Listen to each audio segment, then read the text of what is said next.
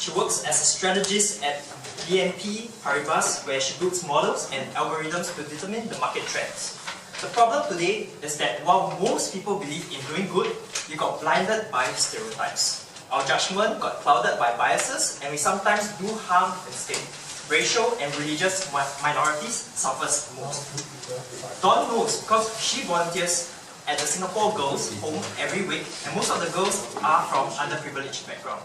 So Dawn wants us to do three things. The first is to take action, the second to volunteer to help, and the final one is to make a difference. And she will speak on the topic of how good people fight bias. Let's put our hands to welcome Dawn Hua. Yay!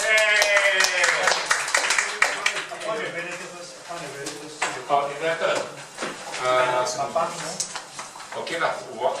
1, 2, 3. Okay. I thought I was a good person. This is because I think I treat cleaners and managers the same. And born in Singapore, we always recite the pledge to be as one united people, regardless of race, language, or religion. But it turns out that I was wrong. I am biased. And unfortunately for you all, so are all of us. This is because societal norms have shaped us in a certain way. We have mirrored other people's biases, and we adopt that as part of our character. And this is why, even though we have good intentions to be good people in our lives, we tend to have biases and stereotypes that we're not even aware of. I learned this when I volunteered at Architects of Life. Architects of Life, also known as COL, is an organization that deals with girls at the girls' home, as well as boys at the Singapore Boys' Home. These youths are so-called at-risk youths, which means that sometimes they have gone through different trials and torments in their lives, and as a result, they enter this home. Some of them are juvenile delinquents, we might call them. So I'm a mentor of a 16-year-old Pakistani Malay girl. In one of my first interactions with her, she told me about her life story, about how her parents are divorced, and her families are now separate. Her sister is also in a hostel, something similar to a girls' home, but for younger children. Now, when I first heard this story, the first reaction that I had, and I actually said this out loud to her, "Oh, is it in your Pakistani blood that you have a sister in a hostel?" And I really regret that sentence. You see, it's so ingrained in me that I've had so much exposure to Pakistani radicals and Muslim radicals that I'm just so used to seeing all this. The first reaction that I had was a stereotype. And look at this, I'm a mentor. I've just discriminated the very girl that I wanted to help in the first interaction that I had with her. And that really taught me a lesson, that I am biased. Now the next few weeks following after, I really appreciate her for this.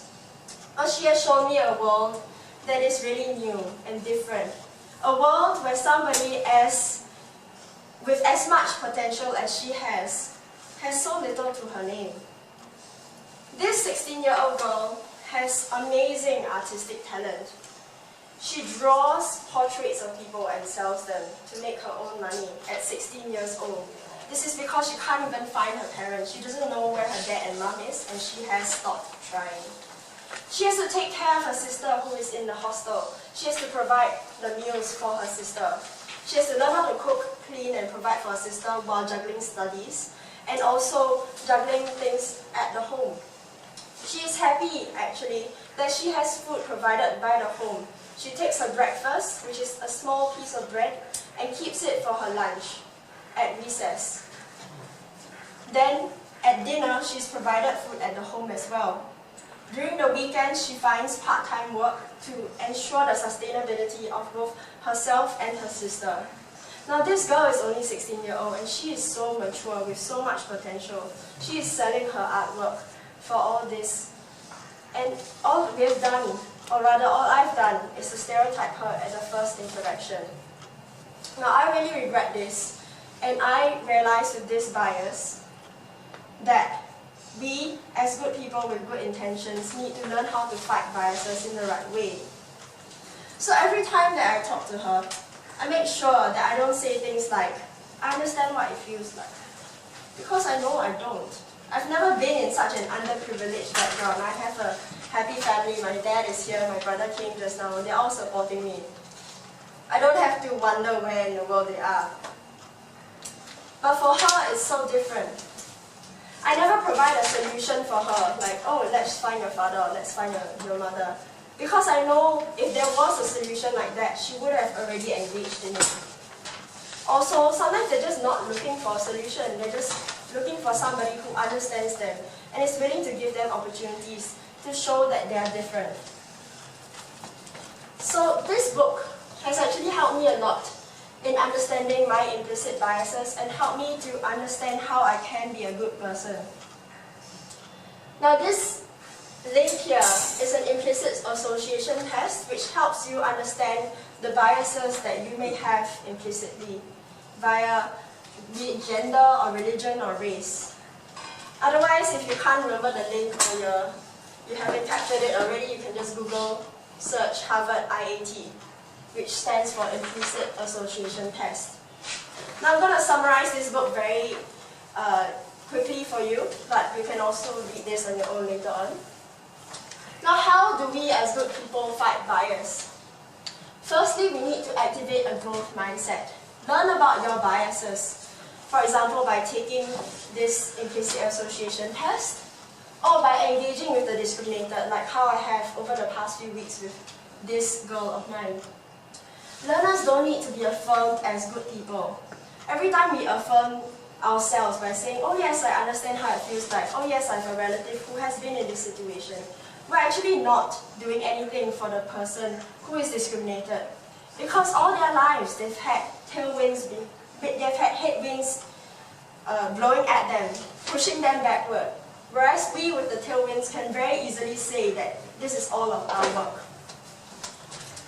Now, good people have a growth mindset and they learn from their mistakes. I have learned from mine. The second point here is to put your privilege into good use. So I have a very strong privilege being a Chinese majority in Singapore as a Singaporean. I can take this step forward to protect the discriminated and push them forward, propel them towards better opportunities and privileges in life. And lastly, engage, don't avoid. Don't pretend that we're colorblind. If a Malay is a Malay, then acknowledge them. Don't shuffle it behind or try and hide it below a carpet saying, oh yeah, and don't, not mentioning skin tones or mentioning the use of sunblock, for example. Engage in these biases, understand what they really mean, and that is how we acknowledge this difference and actively work towards a leveling playing field. Now that is all I have to share for today. If you'd like to know more about Architects of Life and also about the book that I've just described, please feel free to engage me after the session. Thank you.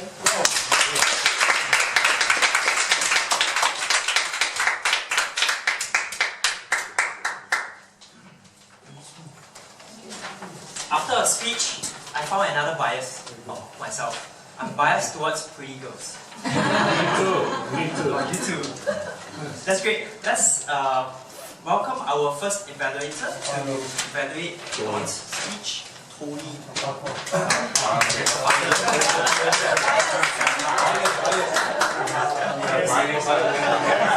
This is a very biased evaluation because she's my daughter.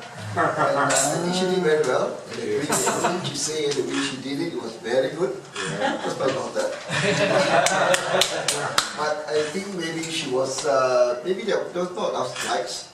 And basically, it's like she's telling about this Pakistani girl. And I was thinking, is she a Singaporean? I didn't get that part of it. But maybe it doesn't matter. But maybe we should like a little bit more information on that. And I think the presentation is very good. Yeah. Because it really, at the beginning I was like thinking, how is she going to approach good people fight bias? But all the time I was hearing about how she was biased towards the girl. And then when he came with the slide, there was the point that she pointed out. I thought, wow, that's a good one. She did a good job. I think that's about it. All right. Let's have our second evaluator, Dori, to give her evaluation. Let's go ahead and welcome Dori. I'm surprised at doing evaluation.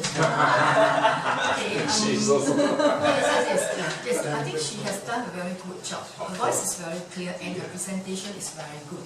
And she shared her own story. I will take home point from her, that is that in the first meeting, especially when you are a volunteer, you should not give judgment at the first meeting or be biased. And she was able to acknowledge the part where she was wrong and overcome it. And she shared with us, and I will take this back because I also like to be a volunteer, and I do not know exactly what I should do, but I've learned quite a bit from her. Yes, that's right. And her presentation, her slides is very clear, especially in point 4. So moving forward, what she's going to do. So from there, perhaps as I say, I would also approach her how to be a good volunteer, especially in this area. Thank you.